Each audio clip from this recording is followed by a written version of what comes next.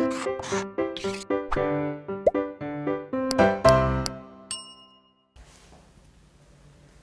Students, welcome back to Blueprint Digital. आज की इस वीडियो में हम स्वांगीकरण यानी कि एसिमिलेशन के बारे में पढ़ेंगे। वीडियो को स्टार्ट करने से पहले हमारे चैनल को सब्सक्राइब करें और बेल आइकन दबाना न भूलें, जिससे हमारे लेटेस्ट वीडियोस की नोटिफिकेशन आपको प्राप्त होती रहे। अब हम आज के टॉपिक पर आते हैं।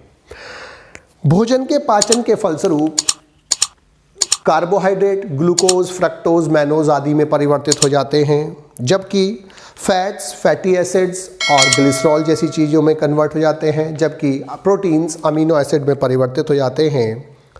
पाचन के पश्चात इनका अवशोषण होता है और ये ब्लड और लिम्फ वेसल्स की सहायता से पूरी बॉडी में डिस्ट्रीब्यूट होते रहे, पूरी बॉडी में ये पहुंचते हैं। वहाँ पर ये सेल्स के पास पहुंचते हैं और सेल्स इनको यूज़ करती है। सेल्स इनको आवश्यकता अनुसार अपने कच्चे माल की तरह प्रयुक्त करती रहती है।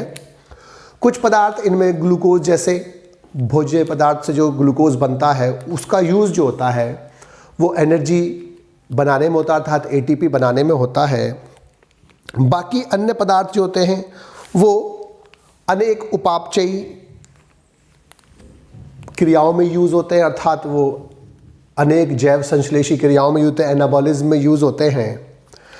तो जो भोज्य पदार्थ पाचन के बाद अवशोषित होकर सेल्स में पहुंचते हैं, पूरी बॉडी में पहुंचते हैं, वो नए प्रकार के पदार्थों के निर्माण में यूज़ होते हैं। जैसे अमीनो अम्ल से नई प्रोटीन बनने लगती है, फैट ग्लिसरॉल से फैट्स बनते हैं, ग्लूकोज से और अन्य पदार्थों से कार्बोहाइड्रेट्स का संश्लेषण होता है।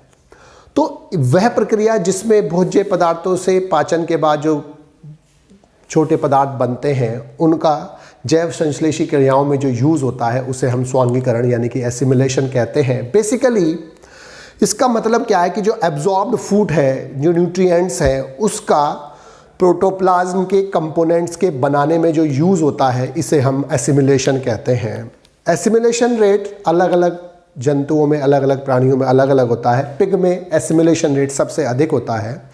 सबसे पहले हम अमीनो एसिड्स का या अमीनो अम्लों का स्वांगीकरण पढ़ेंगे। जो अमीनो एसिड्स होते हैं वो बॉडी में इसी प्रकार जैसे आते हैं वैसे स्टोर नहीं होते, बल्कि ये सेल्स में जब पहुंचते हैं तो ये प्रोटीन के संश्लेषण में यूज़ होते हैं। लेकिन जो अधिक अमीनो एसिड्स होते हैं, जो एक्सेस अमीनो एसिड्स होते हैं, जो एक्सेस होते हैं, एक्सेस मतलब अधिकता से जो उससे अधिक अमीनो एसिड्स होते हैं वो ग्लूकोज में परिवर्तित हो जाते हैं और ग्लूकोज आगे जाकर फैट्स में परिवर्तित हो जाता है और फैट्स के रूप में ही बॉडी में स्टोर हो जाता है। तो जो ग्लूकोज बनता है अमीनो एसिड से वो बाद में फैट में कन्वर्ट हो जाता है और फैट जो होता है वो बॉडी में स्टोर हो जाता है। तो जो अमीनो अम्ल हैं, अमीनो एसिड्स हैं, वो प्रोटीन के संश्लेषण में यूज़ होते हैं, लेकिन जो अधिकता में होते हैं यानी कि जो एक्सेस अमाउंट में होते हैं वो पहले ग्लूकोज में कन्वर्ट हो जाते हैं और देन उसमें फैट में कन्वर्ट हो जाते हैं और इसी तरह से वो स्टोर हो जाते हैं। अब जब ग्लूकोज बन रहा होता है यानी कि अमीनो एसिड से ग्लूकोज का कन्वर्जन हो रहा होता है तो अमीनो एसिड्स में डीएमिनेशन होता है।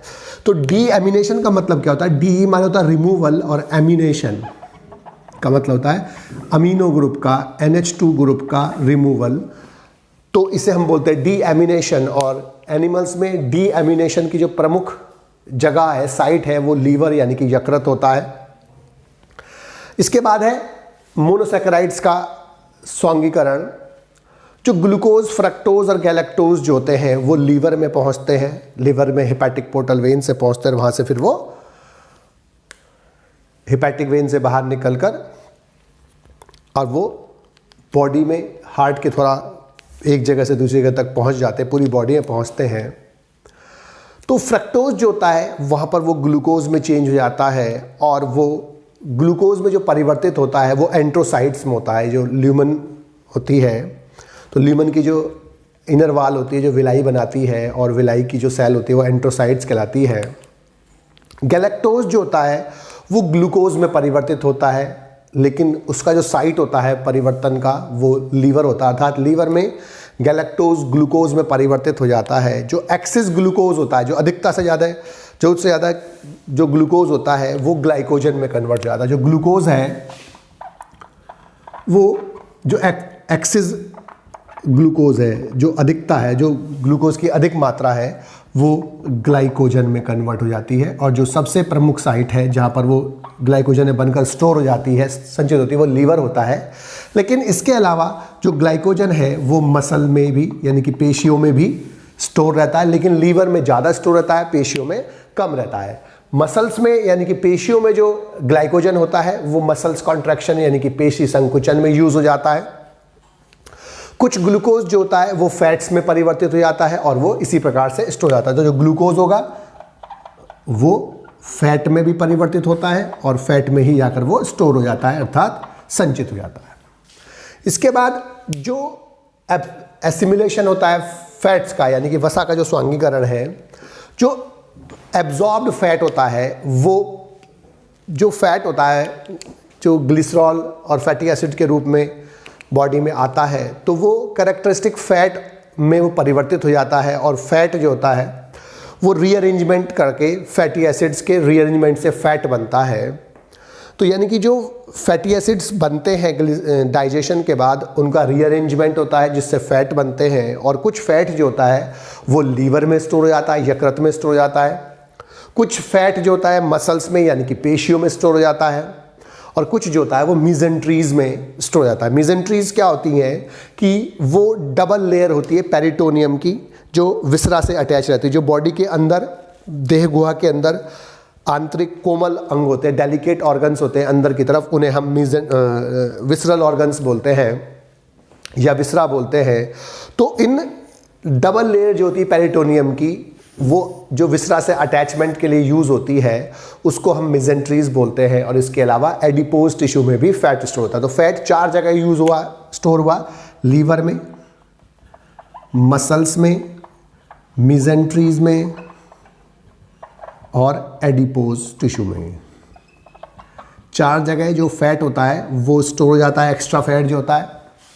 बाकी जो फैट्स होता है वो जो यूज़फुल सब्सटेंस होते हैं उसमें बनाने में यूज़ हो जाता है।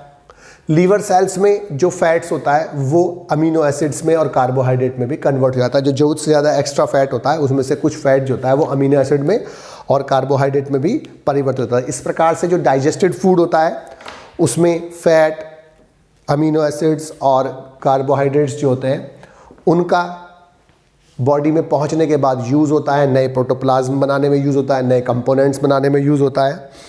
और इस प्रोसेस को हम एसिमिलेशन कहते हैं। जो ग्लूकोज, फ्रक्टोज जैसे मोनोसैकेराइड्स होते हैं वो वापस ग्लूकोज में कन्वर्ट हो जाते हैं। ग्लूकोज, एक्स्ट्रा जो ग्लूकोज होता है, क्योंकि ग्लूकोज का जो सबसे मेन यूज़ है वो एटीपी के रूप में एनर्जी को प्रोड्यूस करना होता है। जो एक्स्ट्रा ग्लूकोज होता है वो ग्लाइकोजन में कन्वर्ट हो जाता है लीवर में और मसल्स में। और कुछ ग्लूकोज जो होता है वो मसल्स में भी स्टोर हो जाता है ग्लाइकोजन के रूप में। और कुछ ग्लूकोज जो होता है वो फैट्स में और कन्वर्ट हो जाता है और फैट्स में कन्वर्ट होकर स्टोर हो जाता है। अमीनो एसिड जो होते हैं वो प्रोटीन के संश्लेषण में यूज़ होते हैं, लेकिन एक्स्ट्रा जो होते हैं वो ग्लूकोज में कन्वर्ट होते हैं, बाद में फैट में, और फैट से वही स्टोर हो जाते हैं। फैट्स जो होते हैं फैटी एसिड्स के अरेंजमेंट से दोबारा से फैट बना लेते हैं और वो लीवर में, मसल्स में, मेजेंट्रीज में और एडिपोज टिश्यू में स्टोर हो जाते हैं। और लीवर सेल्स में फैट्स जो होता है वो अमीनो एसिड्स में और कार्बोहाइड्रेट में भी परिवर्तित हो सकता है। बच्चों, आज की इस वीडियो में बस हम इतना ही पढ़ेंगे। हमारी इस वीडियो को आप लाइक करें और अपने दोस्तों के साथ शेयर करें।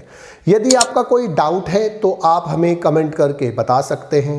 इस अध्याय को और अच्छे से पढ़ने और समझने के लिए आप चित्रा प्रकाशन की बुक एक्टिव जीव विज्ञान की सहायता भी ले सकते हैं।